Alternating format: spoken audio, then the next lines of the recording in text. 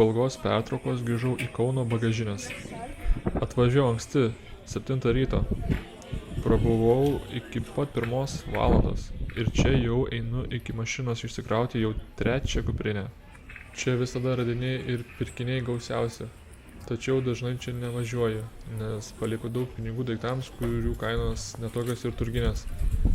Pasiderėjus ir perkant daugiau visada padaro atitinkamas nuolaidas, todėl ir apsimoka pirkti čia nei kokiam eBay. Netikėtai įvyko stebuklas ir sutikau patį Artūrą Stogovą, dar žinoma kaip Artaidą, kuris irgi filmuoja turgaus radinius. Anksčiau vis prasilenkdavom, o šį sykį susidūrėm, trumpam paplepėjom ir jis išskubėjo savo reikalais, o aš tęsiau paieškas. Suskaičiuoju net 5 didelius rimtus retro stuff pardavėjus, pas kurių buvo galima rasti viską nuo A iki Z. Metas parodyti gausius turgaus radinius. Warhammer serija pakerėjo dar 2004 metais, kai išėjo Dawn of War strategija ant PC. Ant PSP ėjimų strategija irgi labai įsimintina. Šitie 2DS žaidimai, kad ir vienodi, bet pigus. Čia keletas akeloti ir ko lietuviškų žaidimų Jewel Case'uose.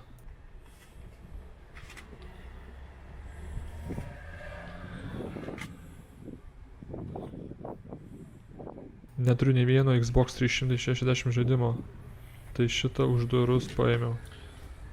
Praeitame video minėjau, kad pradėjau nuo šių metų rinkti VHS kasetės. Tai štai ką pavyko surinkti iš įvairių pardavėjų. Ne nuo vieno čia, nuo kelių. Už vaizdajuostes paprašė nuo 50 centų iki 2 eurų. Žinau, kad gerai vertinamas mistinis detektyvas tik ant PlayStation platformos. Vos 3 eurai. Kai įsigijau 4 PlayStation, jame radau šito žaidimo diską. Na, o šitą tuščią dėžutę už 2 eurus nupirkau pas Aurimą. Kai pamatė, kad nėra disko, sako, jau kažkas nupiso, diskas tikrai buvo. Fable nebeatsimenu nei kiek mokėjau, nei nuo ko nupirkau. Wreckless, 8 eurai nuo Aurimo. Dar daugiau VHS kasečių po 5 centų.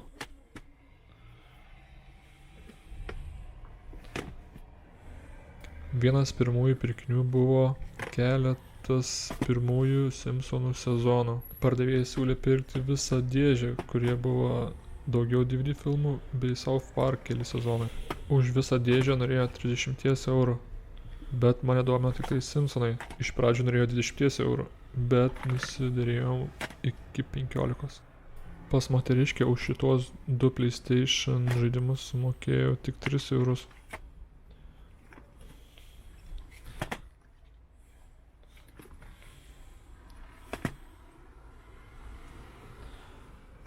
Į turgų buvo atvažiavęs retai užsukantis, man tik vieną kartą matytas pardavėjas. Nuo jo nupirkau šitos 3 Xbox Original kontrolerio adapterius. Jo atsivežtą stuffą turėtų būti papilmavęs Artaidą. Būtent pas jį aš ir išleidau didžiausią pinigų sumą vėliau grįžęs. Kitas pardavėjas turėjo daug Nokia telefonų. Išsirinkau šitos 2. Dėl nostalgijos faktoriaus. Visgi mano pirmieji telefonai. Dar liko iškraustyti kuprinę.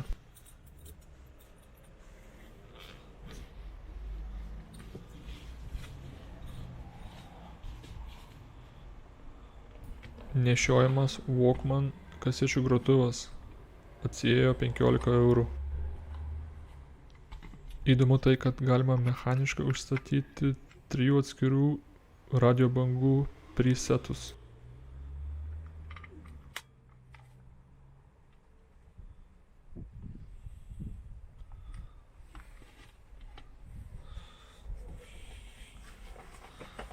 Už maždaug 8 eurus ir vėl pavyko nupirkti vėjų maitinimo bloką.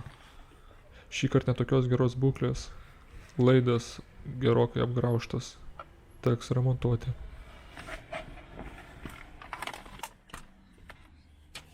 Na, o čia brangiausias dienos pirkinys, kuris atsiėjo 45 eurus. Tokiom konsolėm kaip N64, Super Nintendo ir Game Boy neturiu nei vieno pilnos komplektacijos žaidimų dėžutėse. Todėl neatsispyriau ir nusipirkau bent po vieną į kolekciją. Ten pat nusipirkau ir Xbox One maitinimo bloką. Turiu tik konsolę. Norėjo 20, bet pardavė už 15.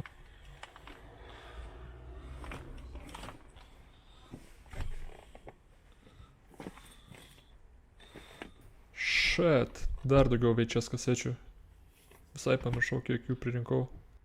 Savos, lietuviškos. Tokių jų parduotuvėje nenusipirksi.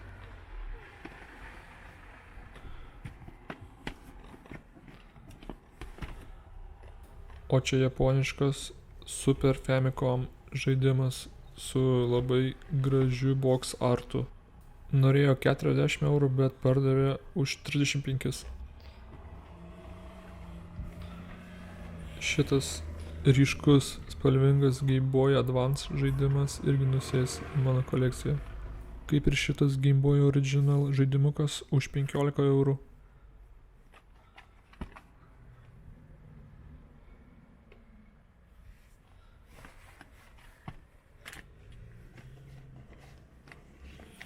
Dar keletas Blu-ray filmų po 3 eurus.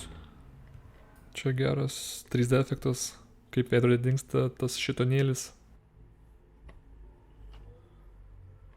Na, o šitas Dune filmas yra original iš senųjų laikų, tiksliau iš 84 metų, kaip ir Terminatorius. Michaelo Bayaus Vėžliukai mutantai Transformeriai. Dėžutėje yra ir 4 akių raiščiai. Čia šiaip nupirkau, nes buvo pigus. Labai geras žurnalas, kurio Lietuvoje nenusipirksi. Turiu keletą senesnių numerių, kol dar važinėjau po Angliją. Jeigu pasitaiko, nupirku ir UMD filmus. Na va, paskutinis pirkinys.